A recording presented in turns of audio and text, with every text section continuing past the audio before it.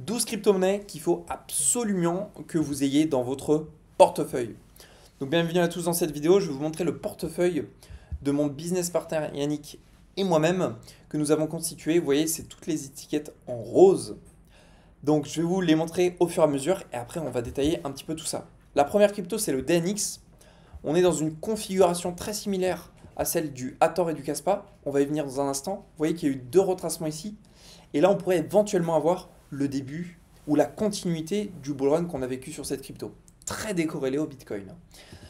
Le Hathor, vous voyez, hop, on a vécu un retracement août 2023 avec une poussée haussière faisant x3 à partir du point le plus bas juste ici. Le Kaspa, situation très similaire, x2 à partir de début octobre 2023. Donc je pense que le DNX est dans une situation similaire. Bien sûr, il y a la probabilité qu'on stagne, qu'on fasse ça. On peut aussi partir vers le bas, mais c'est pas grave, c'est un pari qu'il faut prendre. Enfin, un pari. On est à 60 millions de dollars de capitalisation sur cette crypto. C'est le market cap. On peut chercher les 150 millions très facilement. Ça, je n'ai pas peur pour une crypto comme ça. Proof of work. Donc c'est cette crypto-monnaie-là et le link sur lesquels on est le plus capitalisé avec mon associé Yannick. Je vous parle de Yannick parce que on prend les décisions à deux lorsqu'on fait nos investissements crypto. Ici, le link, c'est très intéressant et on va pouvoir débattre très rapidement sur cette crypto-monnaie. On est sur des fondamentaux très avantageux pour le narratif du bull run, décentralisation, c'est top. Mais il faut se dire qu'aujourd'hui, on a déjà fait plus de 140% depuis notre entrée, vous voyez, en bas, à 6 dollars. Est-ce que pour nous, mais pour vous aussi, c'est plus intéressant d'avoir du link et de chercher les 28 dollars pour faire un x2? Ou est-ce que c'est peut-être plus intéressant de retirer les profits et de les réinjecter dans une crypto comme le GRT, qui n'a pas encore pumpé et qui peut faire un x2 peut-être plus facilement que le link? Il y a deux choses à prendre en considération. La première, c'est que, oui, retirer ses profits pour mettre dans le GRT, c'est plus intéressant parce que le GRT fera un x2 plus facilement. Mais attention, le GRT n'a pas encore forcément pump. Il commence à le faire. Il faudrait que je vous montre une crypto qui n'a pas encore fait. Par exemple, le SFP qui est long. Voilà, le SFP, c'est long. C'est un peu chiant. Et ben, peut-être cette crypto, elle fera le x2 en, je sais pas moi, 3 mois. Alors que le Link, vu la montée, la poussée haussière en quelques semaines qu'elle nous fait, en un mois, elle peut te faire le x2. C'est une sorte de probabilité qu'il faut prendre en considération. Ça te matrixe le cerveau. Mais c'est le travail d'un analyste et je fais ça depuis 2 ans sur cette chaîne YouTube. Aujourd'hui, il faut que je mette en œuvre mon expertise à travers nos investissements. Donc, on verra bien, hein. De toute façon, je suis pas là pour vous mélanger les pinceaux. Mais d'ailleurs, on fera d'autres vidéos pour voir l'évolution du portefeuille. Nous avons du Radian, où actuellement on est un petit peu en perte. Ligne verte, ça correspond aux positions acheteuses qu'on a prises. Le GLD, où ici on a cassé le précédent point haut à 37 dollars. Je pense qu'on peut très facilement y revenir, voilà, parce que on a une correction quand même assez intense qu'on est en train de vivre là pour cette semaine-là. Ce qui est bien, c'est qu'on a clôturé quand même au niveau des 47 dollars. On a pris liquidité jusqu'à quasi février 2023. Quasi 10 mois qui ont été pris. Je pense que c'est le retournement pour le début d'une tendance haussière. Donc on va garder l'investissement qu'on a fait aux 25 dollars sur le GLD. Le GRT, on a investi dessus. On est gagnant pour le moment. On a du Comp, on a du XRP, on a du IDEX. Le IDEX, c'est la seule crypto où on s'est mis en mode futures à effet de levier x3. Je vous ai expliqué récemment pourquoi. Je fais de l'effet de levier sur une seule crypto. Parce que ça sert à rien de faire levier sur 40 cryptos, sachant qu'elles sont quasiment toutes corrélées, sauf certaines, comme le Hathor, le Kaspa et le Dinex, et même d'autres cryptos à faible capitalisation, qui ne suivent pas du tout le Bitcoin. Donc on revient sur le IDEX. Le IDEX est fait de levier x3 à 0,055 dollars. Effet de levier x3, ça nous emmène à 33%, 32% avec les frais de Bybit. On est sur Bybit. Ici, il faudrait casser le précédent point bas pour couper notre investissement. Il faut y aller. Mais on est prêt. Si on se fait liquider, si notre position est crachée, c'est pas grave. On accepte. On accepte. Nous sommes sur une diversification. Le SFP, narratif bull run extraordinaire, hardware wallet, extension web, SafePal, je pense que c'est un narratif bull run. On est sur la décentralisation. D'ailleurs, vous m'avez parlé de crypto-monnaie, vous m'avez dit que le narratif 2024-2025, ce serait les IA. Je suis d'accord. Mais la plupart des cryptos que vous m'avez envoyés dans les commentaires, ils sont sur des tendances baissières.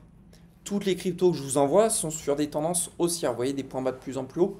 Je crois que ce genre de crypto-monnaie nous permettront de faire un x2. Je parle de x2, je parle de... Ça peut être x3, ça peut être plus. Plus rapidement qu'une crypto. Je vais vous en prendre une au pif. Hein. Allez hop, c'est parti. Non, bizarrement, je tombe sur une crypto qui est en tendance haussière. Faites-moi une crypto qui est en tendance baissière. Voilà. Le GMX, bon, on commence à remonter depuis septembre 2023, mais c'est tout short. Pour moi, c'est pas assez. Le GMX, ça demande encore un petit peu d'historique. Vous voyez, est-ce qu'il n'y en a pas une autre? Le GNS, je ne connais pas du tout, mais ça ne me rassure pas. Tendance haussière depuis août 2023, non. Alors après, j'ai pas d'historique avant, mais est-ce qu'il y a quoi? Le Hiro. Le Hiro, on va zoomer un petit peu, on va voir où est-ce qu'on en est. C'est comme ça va permettre de voir un petit peu où est-ce qu'on en est. Le Hiro, c'est pareil. Moi, ça ne me motive pas du tout d'investir dans le Hiro. J'avais déjà fait des vidéos à l'époque dessus. Juin 2023, oui, là on remonte, mais non. Moi non, ça me va pas. Il me faut de l'historique. Donc c'est comme ça qu'on optimise. Voilà, donc je continue. Ensuite, donc on a du Hathor, on a du Kaspa. On est dans un milieu de bull run, peut-être début de bull run. Vous savez, je sais pas où est-ce qu'on va aller sur ces crypto-monnaies-là. C'est un peu, on y va à l'aveuglette, mais ça fait partie d'une petite partie de notre portefeuille. Vraiment une minuscule partie. Je pense que ça représente 5% de notre capital total. Donc c'est bien. Voilà, moi j'ai fait confiance à mes amis qui sont dans le Kaspa, qui connaissent mieux fondamentalement que moi la crypto. Je vais pas, c'est bon, pour 5%, je vais pas pleurer. C'est bon, on va mettre dans le Kaspa. L'Uniswap, pour moi, on est dans une configuration similaire à celui qu'on avait vécu sur le Link. Vous voyez, le Link, on avait investi où? Sur des points bas de plus en plus hauts, à peu près, sauf là où il y avait prise de liquidité, des points hauts de plus en plus bas. On ne savait pas si ça allait repartir vers le haut, mais on a quand même pris cet investissement. On a eu raison. L'Uniswap, c'est une crypto qui, je crois, sur le long terme fonctionnera. On est sur une configuration assez similaire. Voyez. Donc on a investi. D'ailleurs, il va falloir que je rajoute la petite choc, parce qu'on a investi tout à l'heure. Donc ici, voilà, on peut facile monter jusqu'aux 14 $. Moi, j'y crois assez facilement. Voilà. Après, les cryptos, si elles descendent, ça nous permettra de réinvestir plus. Avec Yannick, on a des business qui nous permettent de faire facile un x2 en un mois et demi. C'est énorme. Mais voilà, pour moi, je pense qu'aujourd'hui, les cryptos peuvent faire plus en un mois et demi. Sur le portefeuille que je vous ai montré. Si je me trompe, le TF Bitcoin passe pas, et ben on se remettra plus sur les business. Et voilà. Mais je vous montre en toute transparence ce qu'on a et ça vous permet d'avoir une petite idée. Alors j'ai des amis qui me prêtent leur portefeuille, qui veulent que je les recommande, etc. Enfin, que je gère leur portefeuille. Il n'y a pas de problème. Je peux le faire, mais ça se moyenne tout ça. Regarde, je vais voir comment je gère. Ça va être la première fois que je vais faire ça pour des amis.